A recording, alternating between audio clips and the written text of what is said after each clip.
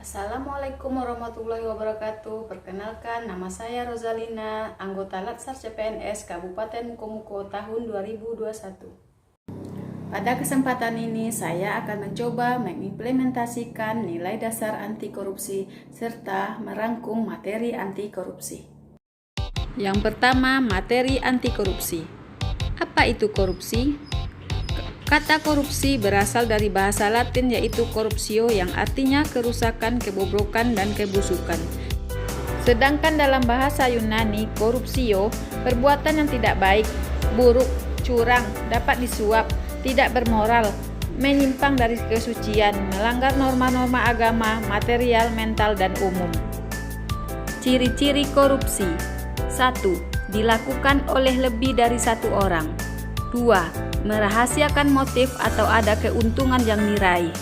3. Berhubungan dengan kekuasaan atau kewenangan tertentu. 4. Berlindung di balik pembenaran hukum. 5. Melanggar kaedah kejujuran dan norma hukum. 6. Mengkhianati kepercayaan. Penyebab terjadinya korupsi. 1. Penegakan hukum tidak konsisten. 2. Penyalahgunaan kekuasaan atau kewenangan. 3. Langkahnya lingkungan yang anti korup. 4. Rendahnya pendapatan penyelenggara negara. 5. Kemiskinan atau keserakahan. 6. Pemberian imbalan jasa. 7. Gagalnya pendidikan agama dan etika. Jenis-jenis korupsi. 1. Kerugian keuangan negara. 2. Suap menyuap. 3. Penggelapan dalam jabatan. 4. Pemerasan. 5. Perbuatan curang. 6. Benturan kepentingan dalam pengadaan. 7. Gratifikasi. Selanjutnya, nilai-nilai dasar anti korupsi. Yang pertama yaitu jujur. 2. Peduli. 3. Mandiri. 4. Disiplin. 5. Bertanggung jawab. 6. Kerja keras. 7. Sederhana. 8. Berani. 9. Adil. Adapun dampak negatif korupsi adalah yang pertama, terhadap tata ekonomi, seperti pemborosan sumber-sumber, larinya modal ke luar negeri, gangguan terhadap perusahaan, dan gangguan penanaman modal. 2. Tata sosial budaya, seperti revolusi sosial dan ketimpangan sosial. Yang ketiga, yaitu tata politik, seperti ketidakstabilan politik, pengambil alihan kekuasaan, hilangnya bantuan dari luar negeri, dan hilangnya kewibawaan pemerintah. Dampak yang keempat yaitu tata administrasi, seperti tidak efisien, kurangnya kemampuan administrasi, hilangnya sumber-sumber negara, dan keterbatasan kebijakan pemerintah. Adapun pencegahan korupsi dapat dilakukan dengan cara yang pertama, perbaikan sistem, seperti peraturan perundangan, reformasi birokrasi, menegakkan etika profesi dan tata tertib lembaga, penerapan prinsip good government, dan lain-lain.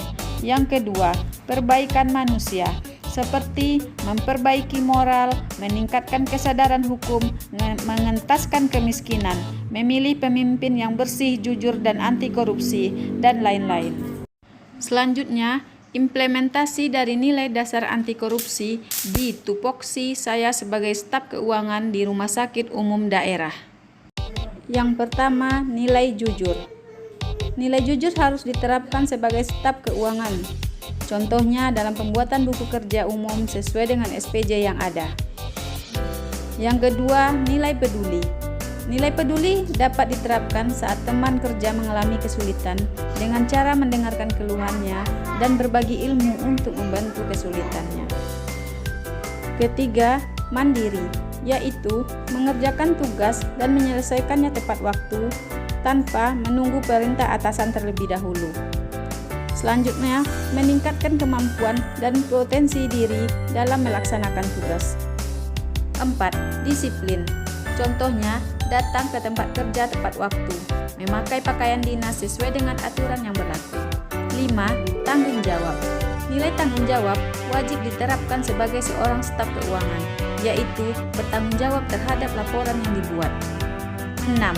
Kerja keras. Dengan bekerja keras dan sungguh-sungguh dalam bekerja dapat membuat seseorang bekerja dengan teliti dan cermat, apalagi dalam penyajian laporan keuangan. 7. Nilai sederhana. Nilai sederhana yang dapat diterapkan yaitu berpenampilan apa adanya dan tidak berlebihan, sehingga tidak menimbulkan stigma negatif dari orang lain. 8. Berani. Nilai berani yang dapat diterapkan yaitu berani dalam mengambil sikap dalam situasi yang kritis, berani menghadapi pemeriksaan karena yakin atas laporan yang disajikan adalah benar. 9. Adil. Contoh adil yaitu adil dalam memberikan pelayanan baik antar karyawan maupun ke masyarakat. Itulah penyajian materi anti korupsi dan saya mengucapkan terima kasih.